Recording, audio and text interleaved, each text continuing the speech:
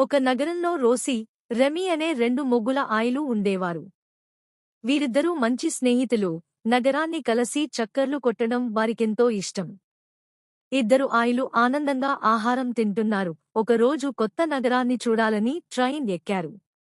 Train వేగంగా వెళ్లుతోంది. కాని గద్దల గుంపులో రోసీ, రెమీ విడిపోయారు. రోసీ ఒక చిన్న పిల్లాడిని, ఎరుపు జుట్టుతో ఉన్నవాడిని కలిసింది. అతడు తప్పిపోయాడు. ఇద్దరూ కలసి పార్క్కి వెళ్లి ఆటలు ఆడారు. స్ట్రీట్ ఫుడ్ తిన్నారు. చివరికి ఒకే మంచంపై నిద్రపోయారు. మరునాడు వారు కలిసి వీధుల్లో తిరగసాగారు. స్విమ్మింగ్ చేశారు.